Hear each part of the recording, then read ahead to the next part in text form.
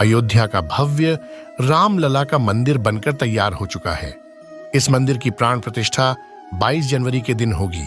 आइए जानते हैं कि प्राण प्रतिष्ठा क्या होता है, लेकिन उससे पहले चैनल को सब्सक्राइब कर वीडियो को लाइक कर देना, क्योंकि ऐसे ही मोटिवेशनल बातें और कहानियां हम अपने चैनल पर लाते रहते हैं।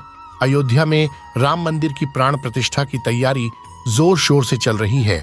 22 जनवरी को रामलला को गर्भगृह में स्थापित किया जाएगा। हर राम भक्त को इस दिन का लंबे समय से इंतजार था। अयोध्या में 22 जनवरी से लेकर 25 मार्च तक कई खास कार्यक्रमों का आयोजन किया जाएगा। राम मंदिर में रामलला की प्राण प्रतिष्ठा होने वाली है। किसी भी मंदिर में की जाने वाली भगवान की मूर्ति की प्राण प्रतिष्ठा का बहुत महत्व होता है। मूर्ति की प्राण प्रतिष्ठा के बिना भगवान का पूजन अधूरा माना जाता है। आइए जानते हैं कि प्राण प्रतिष्ठा क्या होती है और यह कैसे की जाती है। सनातन धर्म में किसी भी मूर्ति की प्राण प्रतिष्ठा बहुत महत्वपूर्ण मानी जाती है। प्राण प्रतिष्ठा मूर्ति स्थापना के समय किया जाता है। किसी भी मूर्ति की स्थापना के समय उस प्रतिमा रूप को जीवित करने की विधि प्राण प्रतिष्ठा कहलाती है। प्राण शब्द का अर्थ जीवन, शक्ति और प्रतिष्ठा का अर्थ स्थापना होता है। ऐसे में प्राण प्रतिष्ठा का अर्थ जीवन शक्ति की स्थापना करना या देवता को जीवन में लाना होता है। बिना प्राण प्रतिष्ठा के कोई भी मूर्ति पूजा के योग्य नहीं मानी जाती है। मान्यता है कि प्राण प्रतिष्ठा के जरिए मूर्ति में जीवन शक्ति का संचार होता है और वह मूर्ति देवता के रूप में बदल जाती है। प्राण प्रतिष्ठा के बाद कोई भी मूर्ति पूजा के योग्य बन जाती है। प्राण प्रतिष्ठा के बाद मूर्ति रूप में उपस्थित उन देवी देवताओं की पूरे विधि विधान से पूजा की जाती है। इस दौरान कई तरह के धार्मिक अनुष्ठान किए जाते हैं। प्राण प्रतिष्ठा का अनुष्ठान हमेशा शुभ मुहूर्त में ही किया जाता है।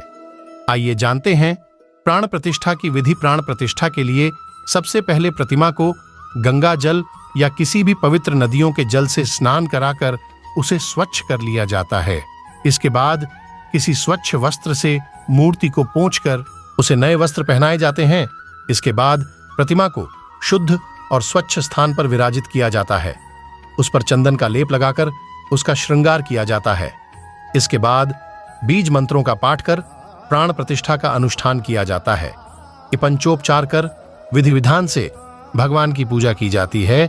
अंत में आरती के बाद लोगों में प्रसाद वितरित किया जाता है। आइए जानते हैं कि राम जन्मभूमि तीर्थ क्षेत्र के मुख्य पुजारी आचार्य सत्येंद्र दास ने प्राण प्रतिष्ठा के बारे में क्या कहा।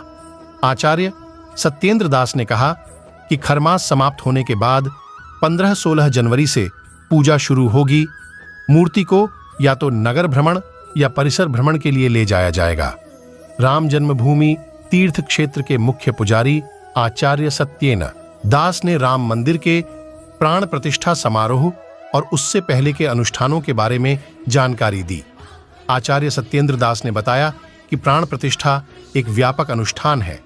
14 जनवरी को खरमास समाप्त होने के बाद आचार्य सत्येंद्र दास ने कहा कि इसके बाद अन्य अनुष्ठान भी होंगे। ये सभी प्रक्रियाएं प्राण प्रतिष्ठा से पहले पूरी की जाएंगी। 22 जनवरी को केवल मुख्य कार्यक्रम ही होगा। उस दिन पीएम नरेंद्र मोदी जी भी आएंगे। पीएम मोदी के अनुष्ठान पर बोले आचार्य सत्येंद्र दास बता दें कि अयोध्या में राम मंदिर की प्राण प्रतिष्ठा से पहले पीएम मोदी ने 11 दिन का विशेष अनुष्ठान शुरू किया है।